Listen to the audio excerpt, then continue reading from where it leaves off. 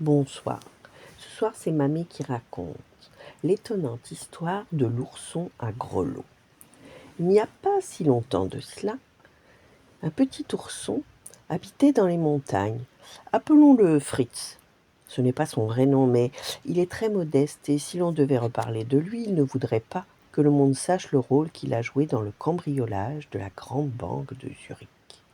Fritz est le plus joyeux, intelligent et gentil des oursons, mais il a de grandes difficultés depuis le jour où il a été cousu et rembourré. Le fabricant de jouets lui a passé autour du cou un collier de minuscules grelots carillonnants et joyeux. C'est effrayant, n'est-ce pas? La nuit, le pauvre Fritz ne pouvait jamais se glisser dehors pour aller voir ses copains. Le jour, il ne pouvait jamais allonger les jambes de crainte que son propriétaire ne l'entende.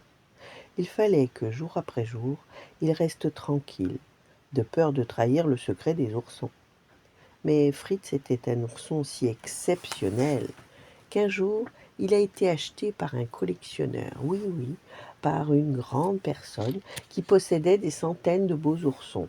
Hum, J'en faisais partie aussi, mais quelqu'un de très riche qui en réalité tenait plus à son argent qu'à ses oursons, il nous aimait pour notre prix, et non parce que nous étions adorables. Un jour, ce monsieur est parti en Amérique pour acheter d'autres oursons, et pendant son absence, il a déposé toutes ses richesses à la banque, ainsi que quelques oursons. C'était affreux. J'en faisais partie. Nous étions rangés dans une malle, elle-même déposée dans un grand coffre-fort, et il suffisait que l'un d'entre nous bouge sa moustache pour que ça déclenche aussitôt une dizaine d'alarmes et des sonneries. J'ai très vite appris à admirer Fritz encore plus qu'avant. Il n'était vraiment pas une vie. Nous étions enfermés depuis 2 semaines à la banque quand le grand cambriolage a lieu. Comme nous étions isolés dans une malle, nous ne savions pas vraiment ce qui se passait à l'extérieur. Nous avons entendu une explosion, puis nous avons été ballottés dans tous les sens pendant qu'on emportait la malle. Nous devinions ce qui se passait, mais on ne voyait presque rien par les trous de la serrure. Quelques heures plus tard, dans l'aube froide des montagnes suisses, les cambrioleurs sont arrivés dans leur cachette, une espèce de grotte dans le flanc d'une colline. Ils ont caché la malle entre les arbres et sont allés partager leur butin. Tout est bien passé quand ils ont compté et partagé les bijoux, les pièces d'or. Puis quelqu'un a brutalement ouvert le couvercle de notre malle et un homme très laid a regardé dedans. Il nous a vus tous assis à l'intérieur. Il a dit des vilaines choses que je ne peux pas répéter devant des jeunes oursons, mais j'en ai rougi jusqu'aux oreilles. Cet homme stupide ne savait pas que nous étions des oursons de valeur.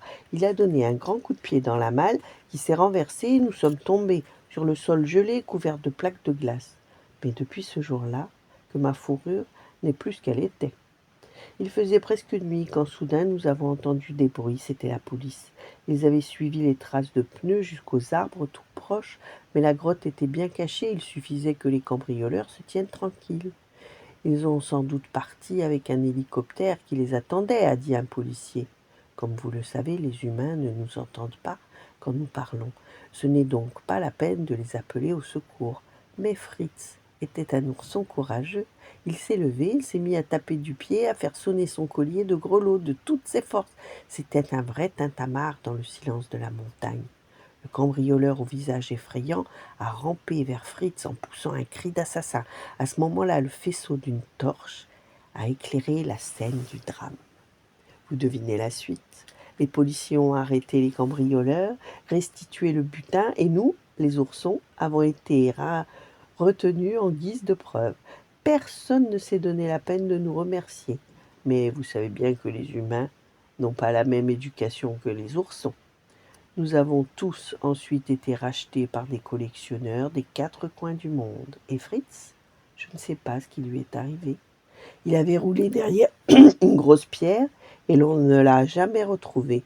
On raconte des histoires sur un petit bruit de clochette qui tintinabule dans la montagne, comme si un ourson avec un collier de grelots glissait joyeusement sur les pentes enneigées.